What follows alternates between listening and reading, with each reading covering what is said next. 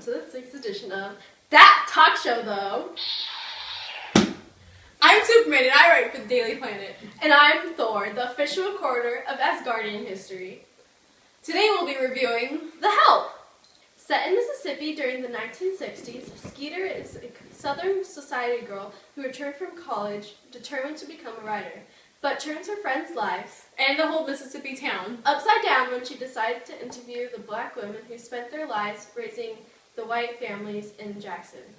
Aileen, Skeeter's best friend's housekeeper, is the first to open up, to the dismay of her friends in the tight-knit black community. Despite Skeeter's lifelong friendships hanging in the balance, she and Aileen continue their collaboration, and soon more women come forward to tell their stories. And as it turns out, they have a lot to say.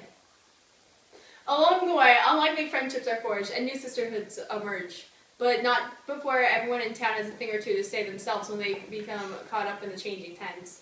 While consisting of a repertoire of dynamic characters, The Help also admits elegiac historical realism and a shocking dose of human imperfection. The Help consists of many dynamic characters that change over time into better people. Like myself. For example, Minnie starts off as a hot-headed woman with a temper, but as the plot continues, she opens up and you see what a kind person she is. No, Miss Walters. That's Miss Hilly's special pie. Mama can have a piece. Set her wine. I gotta play.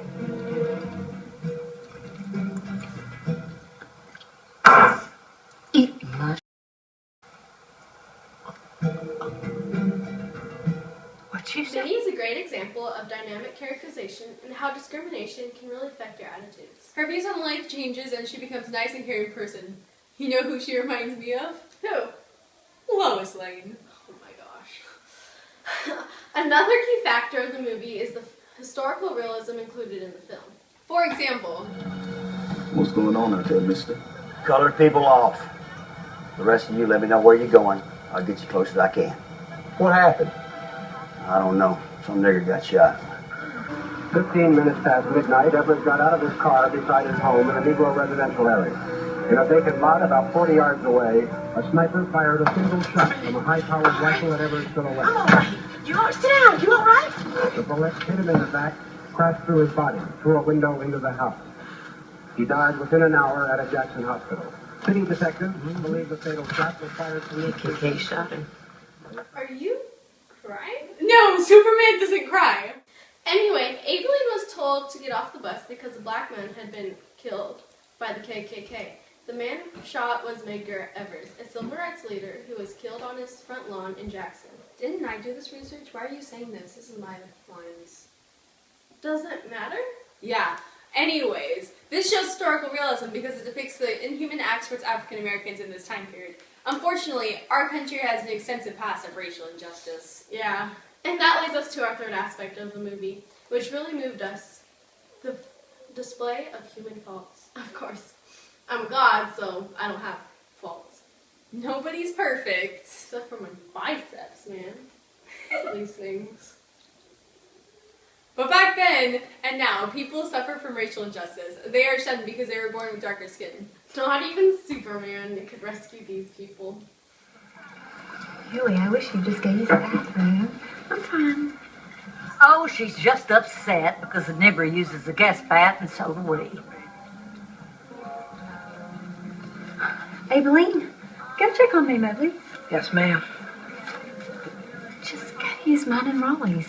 If Aileen uses the gas bath, I'm sure she uses yours too. She does not.